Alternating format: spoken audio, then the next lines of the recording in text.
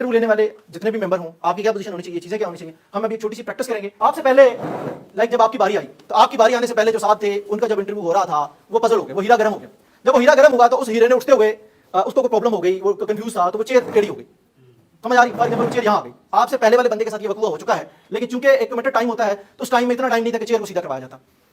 ये बात समझ आ रही है? आपसे पहले जिस बंदे ने इंटरव्यू दिया उस बंदे ने इंटरव्यू के दौरान में वो पजल हो गया, तो जब वो पजल हुआ, वो परेशान हुआ, तो उस परेशानी की वजह से वो चेयर भी टेढ़ी फेढ़ी छोड़ता हुआ वो बाहर निकल गया।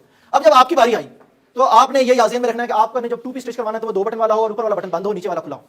ये देख रहे मुझे, ऊपर वाला बटन बंद होगा और नीचे वाला बटन खुला होगा। उसके बाद आपको कहा गया कि जी सर अब आपकी बारी आई, या बेल हुई, ये बताया गया कि सर आप जाइए।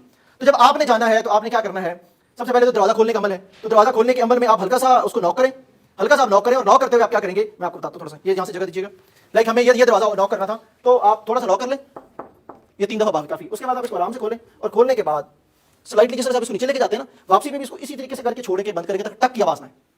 ये आपके कॉन्फिडेंस को शो करेगा। अगर आपने इसके ऊपर ग्रिप मजबूत रखी तो क्या करेगा, आपके कॉन्फिडेंस। और जो ही आप दाखिल होते ही आपने इजाजत लेनी, सर मे आई कम इन, वो कहते हैं यस प्लीज, अब आप अंदर आ जाएं। जब आप अंदर आते हैं, लाइक मैं इस दरवाजे से आ रहा था, सर मे आई कम इन,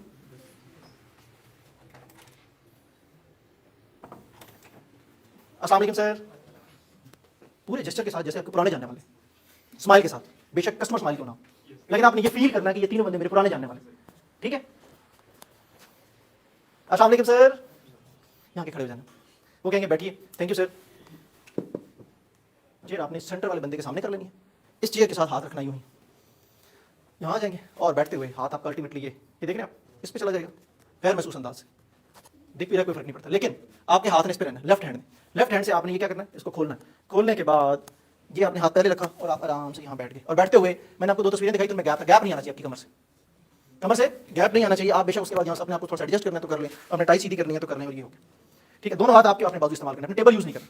लड़कियों ने अपना पर्स ऊपर नहीं रखना, पर्स वहीं पे नीचे रख देना, और उसके बाद आपने ये बैठ जाना। इसके हाथ से ज्यादा इस हाथ में मूवमेंट ले लेना तो ये यहाँ आ सकता है, इससे आगे आप नहीं बढ़ेंगे। टांगों को ये नहीं करना, ये गलत जेस्चर है। आपकी ये टांगें यूं ही रहेंगी, या ये यूं हो सकती हैं, या ये यूं हो सकती है, इसके अलावा नहीं। ये ठीक है, ये भी ठीक है, ये ऊपर नीचे ये भी ठीक है, और ये ठीक है, बस। उसके अलावा आपके दोनों हाथ यहाँ रहेंगे, पीछे वालों को नजर आ रहा है, ये दोनों हाथ यहाँ रहेंगे, और आपकी कमर फुल टाइम देख लें कि मैं पीछे टच करके बैठा हूं तसल्ली से। उसके बाद आप ये बैठे हुए हाथ आपके यहाँ पे, इन हाथों को ज्यादा आप फॉर एग्जांपल आपको कुछ हो रहा है या तो आप इसको यहाँ पकड़ें। आप रूटीन में घड़ी नहीं पहनते उस दिन भी मत पहने, अगर आप पहनते हैं तो पहन के, अगर आप रूटीन में घड़ी नहीं पहनते तो मत पहने उस दिन, क्यों, वो आपको इरिटेट करेगी। और घड़ी में कोशिश करेंगे ये जो बड़े बड़े कमांडो डायल है वो मत पहने, सिंपल और सादा सी घड़ी जो आपकी पर्सनालिटी को क्योंकि ये असर देना है, तो कोशिश ये करेंगे या तो आप वो घड़ी नहीं पहनते तो फिर तो बहुत ही अच्छी बात है, और अगर आपने पहनते हैं रूटीन में तो बड़े डाइल्स वाली हैं, शौकी घड़ियां, तो वो रिमूव कर दें, सादा सी घड़ी पहनी वो ठीक रहेगी, क्योंकि आपको तंग नहीं करेगी। रिंग के हवाले से मैं ये कहूंगा कि अगर आप रिंग्स नहीं पहनते तो अच्छी बात है, और अगर आप रूटीन में पहन रहे हैं एक आप तो ठीक है, ज्यादा पहनी होगी तो सवाल होना शुरू हो जाते हैं, और फिर बंदा खुद भी उसको मुतमईन नहीं कर पाता। ये हाथ में ज्यादा ये हो गया। अब उसके बाद क्या हुआ कि जिस लैंग्वेज में आपसे सवाल किया जाए, सवाल आता है अंग्रेजी में जवाब दें अंग्रेजी में, जहां अंग्रेजी खत्म होती है वहां उर्दू शुरू कर दें, और अगर सवाल आता है उर्दू में तो जवाब उर्दू में दें, वहां अंग्रेजी बोलने की जरूरत नहीं। लैंग्वेज में सीधी बात समझिए कि आपको अगले बंदे को उसी लैंग्वेज में जवाब देना है जिस लैंग्वेज में उसने आपसे सवाल किया है। फिर क्या होता है, बाज़ औक़ात ये होता है कि एक मेंबर आपका सवाल जवाब कर रहा था, इस सवाल जवाब के दौरानिये में ही आप जवाब दे रहे थे तो दूसरे मेंबर ने सवाल कर दिया, आप चुप कर जाए, थोड़ा सा बॉडी जैसे उसने ले माइनर सा, जैसे आप उसकी बात तवज्जो से सुन लें। बात सुनते हुए फॉर एग्जांपल उन्होंने कुछ ऐसा कहा आपको समझ नहीं है, आपका सॉरी सर मुझे समझ नहीं है, सर प्लीज आप अपने क्वेश्चन दोबारा दोहरा देंगे, ये मैं थोड़ा सा आगे हुआ हूँ कनेक्ट बिल्ड करने के लिए, मैंने बात कर रहा हूँ, सर क्या आप अपना क्वेश्चन दोबारा दोहरा देंगे, सर मैं आपके क्वेश्चन को समझ नहीं पाया। उसके बाद इनका जवाब दे रहे थे, इधर से सवाल आ गया, चुप कर जाए, सीधा इधर हो जाए, उनसे सवाल जवाब एक। फिर हमसे एक ही होता है, हम तमहीद बांधना शुरू कर देते, मुझे सवाल का जवाब आता था लेकिन मैं उसकी तमहीद बांधना शुरू कर, आपके पास जवाब देने के लिए 20 to 30 सेकंड, लिहाजा टू दी पॉइंट।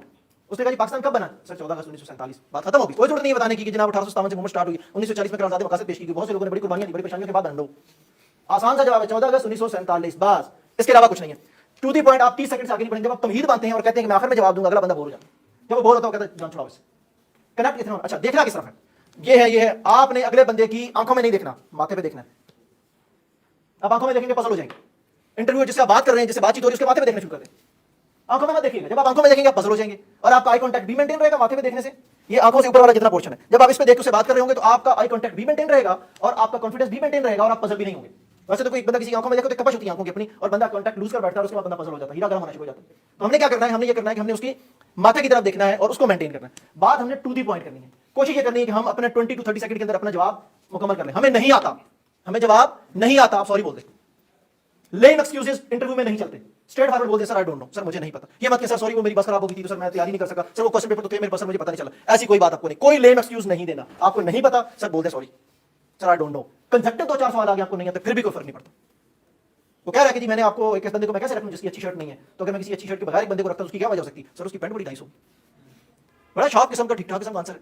आपके पास हक नहीं है हैंडशेक करने का, आपके पास राइट नहीं है हैंडशेक करने का। आप हैंडशेक कब करेंगे? जब वो बंदा जो मेंबर्स है अगर वो आपकी तरफ हाथ बढ़ाते हैं तो आपने हाथ बढ़ाना, और हाथ मिलाने में 2 सेकंड का रूल होता है। जैसे आपने कहा बस ये देखिएगा, ये हाथ ये यहाँ ये हमने ये टच करना है, अंगूठे के साथ अगर ये टच हो गया उसके बाद आपकी उंगलियां खुलेगी नहीं, उंगलियां कटी रहेंगी, उंगली कटी रख के यहाँ आगे, ठीक है। 2 सेकंड का रूल है हैंडशेक का, अगर कहा गया है तो, यानी आपको वो खुद हाथ बढ़ाते हैं तो आप हैंडशेक करें और उसके बाद छोड़ दें, और हाथ को थोड़ा सा नॉर्मल सा दबाना, ये ना के बाद जो हाथ मारता है समझ आई, उन्हें परेशानी बात है तो इंटरव्यू बोल जाए, उन्हें पता लगे यार कोई बंदा सेहतमंद है, लिहाजा आराम से हाथ मिलाओ, ये 2 सेकंड का रूल है, इससे ज्यादा नहीं। फिर अगली चीज से कि अगर आप अपनी गुफ्तगू में अपने हाथों का इशारा करते हैं तो एक हाथ आपने यूज करना है, दूसरा हाथ उसको सपोर्ट कर रहा होगा, दोनों हाथ यकदम करेंगे तो ये मुकाबले वाली बात है, ये बहस हो रही है। हमें बहस नहीं करनी है, पॉइंट ऑफ व्यू बताते हुए अगर बॉडी लैंग्वेज हम इस्तेमाल कर रहे हैं तो हम अपना एक हाथ इस्तेमाल करेंगे और दूसरा हाथ अगर हम रखेंगे तो उससे नीचे होगा, और अगर आपकी पाल्म्स अप होंगी तो ये आपके ठीक होने की निशानी है, जब बंदे जो है ना मुखलिस आदमी है, क्लियर है, ठीक है। और उसके बाद कहीं अगर आप अपनी जात का हवाला देते हैं तो बेशक, जैसे सर मैं ये कहना चाह रहा था, आप अपनी बॉडी लैंग्वेज को इस्तेमाल करें, ये बड़ा असर डालती है, ये वो 55% है। सर मैं सर दरअसल ये कहना चाह रहा था सर, उस वक्त से लेके अब तक एक हाथ आपका चल रहा है, दूसरा हाथ उसको फॉलो कर रहा है, दोनों हाथ जब बराबर आएंगे तो ये बहस हो जाएगी, ये मुकाबला हो जाएगा, हमें ऐसा कुछ नहीं करना। क्लियर? अच्छा, ड्रेस में एक चीज अभी कफलिंग अवॉइड करें, टाइप इन अवॉइड करें, क्योंकि ये ऐसे जेस्चर है, क्योंकि हम जिस सोसाइटी का हिस्सा है ना उस सोसाइटी में हम जल्दी पर्सनल हो जाते हैं, लिहाजा वो चीजें ना जब क्योंकि दुनिया में सिर्फ एक शख्सियत ऐसी है जो ये चाहती है कि बच्चे आगे बढ़े और वो वालिद है।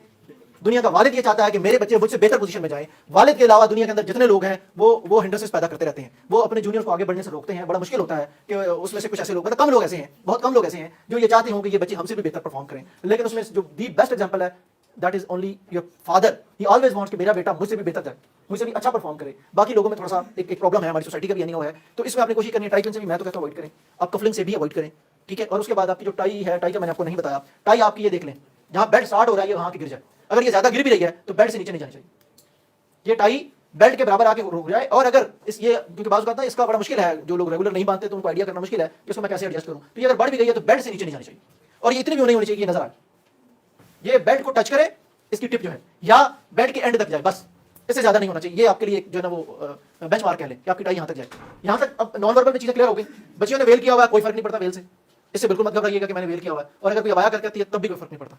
शलवार कमीज में आपने क्या करना है कि डार्क कलर पहने, और जो वेस्ट कोट है, यहाँ कोई है शलवार कमीज में जिसने वेस्ट कोट बना हुआ है, जिंदगी में आदत बना ले बंद जूता पहनने की। क्या करना है?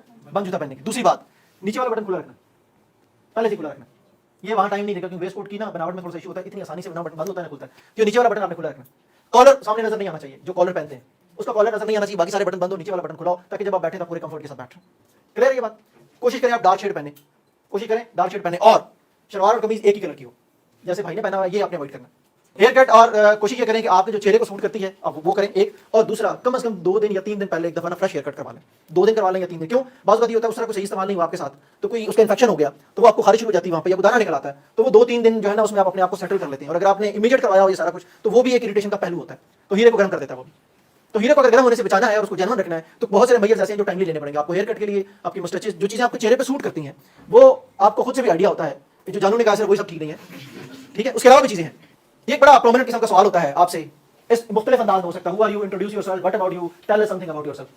आपका इंट्रोडक्शन इतना होना चाहिए कि अगला बंदा उसको याद रख सके, उसकी तरतीब, उसमें पॉजेस, उसमें स्ट्रेस, जुमलों में, लफ्जों में इस तरह से होना चाहिए।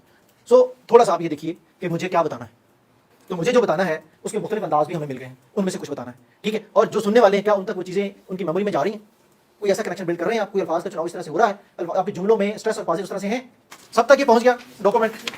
ये बेसिकली आपको 2 फायदे देगा ये डॉक्यूमेंट, जब आप इस डॉक्यूमेंट को तैयार कर लेंगे आपको 2 फायदे होंगे। पहला फायदा ये है कि इंट्रोडक्शन में याद रखिएगा, हमें आपका इंट्रोडक्शन लेना, आपके जिले का नहीं लेना, आपके पेरेंट्स का नहीं लेना, आपकी फैमिली का नहीं लेना।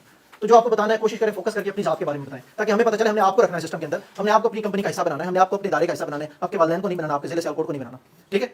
कोशिश करें कि आप फोकस रहें अपने जात के इर्द गिर्द। अपनी जात को डिफाइन करने के लिए डॉक्यूमेंट तैयार किया गया, और अगर आपने ये रिलीजियसली तैयार कर लिया तो ये आपका सीवी भी होगा, आपको अंदर सीवी की भी जरूरत नहीं पड़ेगी किसी से बनवाने के लिए, आपकी ये सीधी सीधी सीवी भी है। इसमें जो टॉप पे लिखा गया है नेम इन कैपिटल, ये बात याद रखिए कि जो आपका नेम इन कैपिटल वाला पोर्शन है, क्या नेम इन कैपिटल वाले पोर्शन में जब आपका जो नाम का पहला जो है ना पोर्शन, आपके नाम का जो पहला हिस्सा जो है, यानी जो सर नेम है जैसे आप पुकारे जाते हैं, उसके जो पहले पहले लफ्ज है ना, जैसे मैं अगर अपना नाम कहूं तो हम लिखेंगे तो यूं ही बेसिकली, ठीक है। लेकिन अगर आप इसको कहीं अपनी कॉपी पे ना बाद में अलग से यूं लिख के हर लफ्ज को बेसलाइन बना के, तो इससे जो जो खूबियां बनती हैं वो डाल लेनी है। समझ आ रही?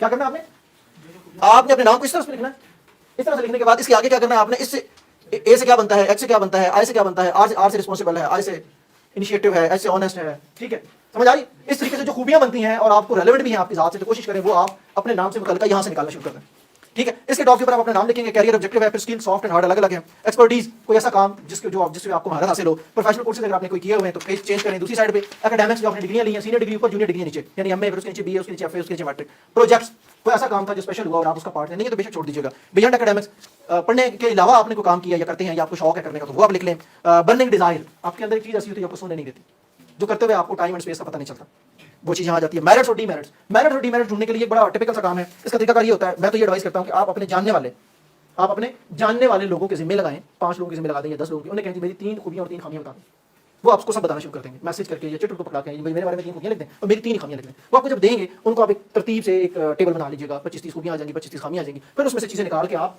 क्या करेंगे, मेरिट्स और डीमेरिट्स में आप पुट कर लीजिएगा। तो ये आपका अगर डॉक्यूमेंट तैयार हो गया तो आपकी सीवी भी तैयार हो गई एक, और साथ साथ आपकी दूसरी चीज तैयार होती है इससे आपका जो इंट्रोडक्शन है, आपने क्या करना है और इसमें से चीजें निकाल के आपने 30 से 50 सेकंड के दरमियान में बोलनी है, उसकी आपने प्रैक्टिस कर लेनी है। आपको एक सिचुएशन आ जाती है इंटरव्यू के अंदर, क्या आती है सिचुएशन, जब आ जाती है तो आपने याद रखना है, आपने उसका जो रिप्लाई करना है, उस सिचुएशन से जब निकलना है, उसको हम कहते हैं स्टार रिस्पांस। क्या?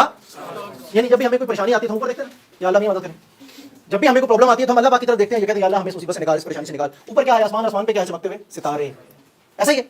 तो आप ये चमकते हुए सितारे हैं तो आपने स्टार रिस्पांस याद रखना है। स्टार रिस्पांस जब आपके ज़हन में होगा तो आपको उस सिचुएशन से निकलने में आसानी रहेगी। स्टार रिस्पांस में पहली चीज आती है सिचुएशन, जो कि उन्होंने आपको बता दी, ठीक है। दूसरी चीज आती है टास्क, ये स्टार के ही लफ्जों को हम एब्रिविएट करें, वो आपको टास्क दे देते हैं, एक सिचुएशन बिल्ड करते हैं कि जी ये सिचुएशन है, उसमें आपने अपने लिए एक टास्क ढूंढना होता है, इसमें मेरा टास्क क्या है, मैंने क्या करना है और उसमें मैं एक्शन क्या लूंगा और मेरे एक्शन के बाद रिजल्ट या रिस्पांस क्या होगा। This is the simple star.